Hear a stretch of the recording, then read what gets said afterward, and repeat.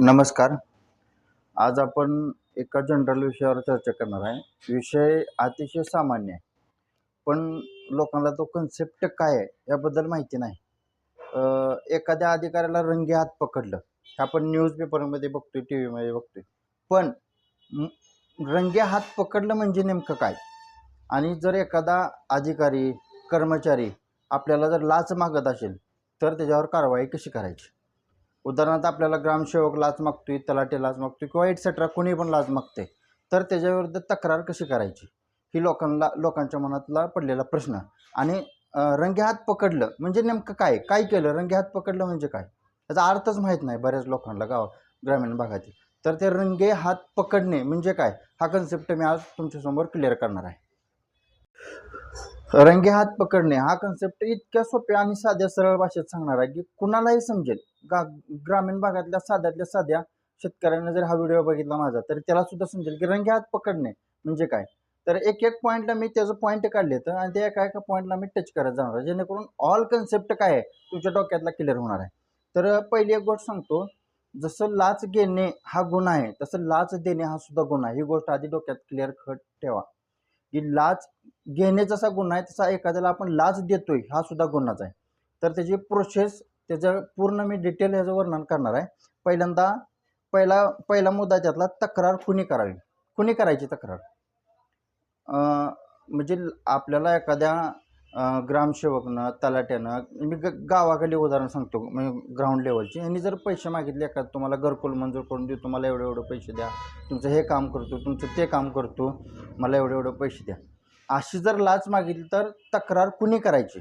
तर त्याची पहिली अट आहे की तक्रार ही स्वतः करायची. आता मला समजा एखादा अधिकारी किंवा कर्मचारी मला त्यानं लाच मागितली असेल, तर तक्रार मी स्वतः करायची, माझ्यामार्फत दुसरं कोणी करायची नाही. पहिलं.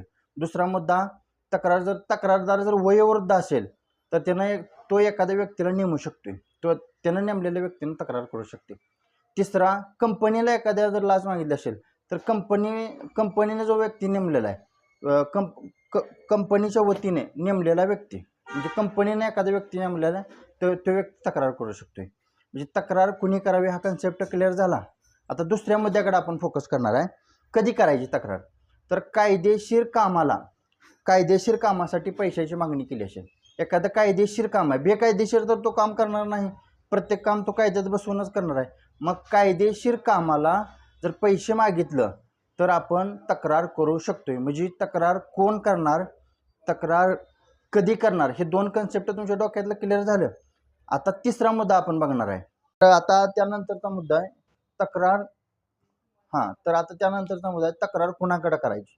तर तक्रार कुणाकडे करायची? ACBकडे करायची. ACB म्हणजे काय? अँटी करप्शन ब्युरो, त्याला मराठीत लाचलुचपत प्रतिबंधक विभाग म्हणायचं. कशी करायची? लाचलुचपत प्रतिबंधक विभागाकडे तक्रार कशी करायची? तर त्यांच्या अधिकृत वेबसाईटवर जाऊन करायची, किंवा त्यांचा टोल फ्री क्रमांक आहे, त्यांचा व्हॉट्सअप, त्यांचा कॉन्टॅक्ट नंबर आहे, त्याच्यावर जाऊन तक्रार तुम्ही दाखल करायची. आता तक्रार दाखल केल्यानंतर त्याची प्रोसेस काय आहे ती आपण पुढच्या पॉईंटमध्ये बघणार आहे. तक्रार नोंद झाल्यानंतर त्याची प्रोसेस पुढची आता इन डिटेल आपण बघणार आहे. तर तक्रार नोंद झाल्यानंतर एक गोष्ट लक्षात ठेवा की आता समजा उदाहरण दिल्यानंतर तुम्हाला अगदी स्पष्ट भाषेत समजेल. उदाहरण म्हणले कोणीही व्यक्तिगत घ्यायचं नाही. ओके, ग्रामसेवकनं मला काय सांगितलेलं आहे की तुझं नाव ह्या योजनेत बसवतो, मला एक 10,000 रुपये दे. ठीक आहे, ओके. ग्रामसेवकनं आपल्याला लाच मागितली आणि त्याला आपल्याला ग्रामसेवकला ह्या जाळ्यात अडकवायचं. तर कसा अडकवायचं बघा. उदाहरण म्हणून ग्रामसेवक काय म्हणलं की तुझं नाव घरकुलच्या यादीत बसवतो, मला 10,000 रुपये दे. ओके, हे उदाहरण म्हणून घेतले. तर आपण काय करा, अँटी करप्शनला त्यांच्या टोल फ्री क्रमांकावर, संकेतस्थळावर, कुठं ज्या मार्गाने आपल्याला अवेलेबल असेल त्या मार्गाने तक्रार नोंद केली. त्या अधिकारी काय करणार अँटी करप्शनचे की आपल्याला व्हॉइस रेकॉर्डर देणार. तो व्हॉइस रेकॉर्डर आपण कशासाठी वापरायचा आहे? तो अधिकारी आपल्याला लाच मागतोय हे सिद्ध करण्यासाठी. सापळा रचताना काय देणार आपल्याला? व्हॉइस रेकॉर्डर देणार. सापळा रचताना व्हॉइस रेकॉर्डरमध्ये एक लक्षात ठेवायचं, आपण स्वतःहून लाच द्यायला लागलोय किंवा लाच देण्याची तयारी दाखवतोय असं दाखवायचं नाही. म्हणजे लक्षात येते का? संभाषणादरम्यान स्वतः लाच देण्याची तयारी दाखवल्यास गुन्हा होत नाही. म्हणजे ग्रामसेवकचं माझं संभाषण चालू आहे आणि त्याच्या दरम्यान स्वतः लाच देतोय असं दाखवलं तर तो गुन्हा होत नाही. पहिली अट्ट लक्षात आली. हां, व्हॉइस रेकॉर्डरचा विषय संपला. आता त्याच्यानंतरनं नोटा 10,000 रुपये ग्रामसेवकानं मला उदाहरणार्थ मागितलं होतं, तर त्या नोटा 10,000 रुपये मीच द्यायचे त्या अँटी करप्शनला. अँटी करप्शन काय करणार, त्याच्यावर अँथ्रासिन पावडर मारणार आणि त्या नोटा मलाच परत देणार. मी ते काय करायच्यात, ग्रामसेवकाला द्यायच्यात. आता ग्रामसेवकाला ते 10,000 रुपये दिले. त्यावेळेस काय झालेलं, का 10,000 रुपयेवर अँथ्रासिन पावडर मारलेली असते. अँथ्रासिन पावडरला नॉर्मल स्टेजला कलर नसतो. त्याच्यावरती अल्ट्राव्हायलेटचा प्रकाश टाकल्यानंतर त्याचा कलर, पुढे मी तुम्हाला त्याबद्दल डिटेल बोलेल. सापळाबद्दल सांगतो. तर सापळा रचला जातो. मी त्या ग्रामसेवकाला तर 10,000 देणार आहे. अधिकारी तिथं प्रेझेन्स असणार आहेत अँटी करप्शनचे. मी 10,000 त्या ग्रामसेवकाला दिले की त्या व्हॉइस रेकॉर्डरमध्ये त्यानं लाच मागितली हे पुढे सिद्ध व्हायला पाहिजे. दुसरी गोष्ट, आपण लाच देतोय, स्वतःहून देतोय असं संभाषणातून दाखवून दिल्यावर तो गुन्हा होत नाही.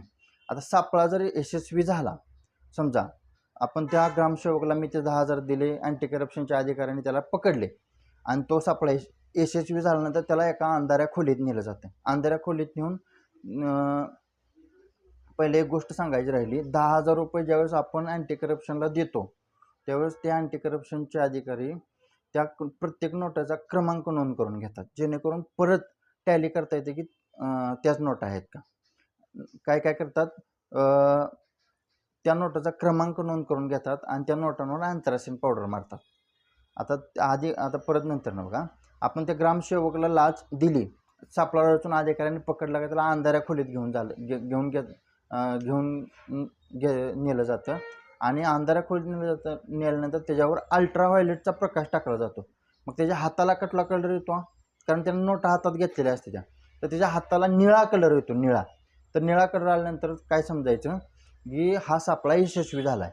हा सापळा यशस्वी झाल्यानंतर त्या अधिकारी किंवा कर्मचाऱ्यावर लाचलुचपत प्रतिबंधक कायदा कलम 7 अंतर्गत गुन्हा दाखल केला जातो आणि आपला सापळा यशस्वी झाला असं तिथून पुढं कायदेशीर कारवाई होती. तर अशी एकंदरीत प्रोसेस आहे.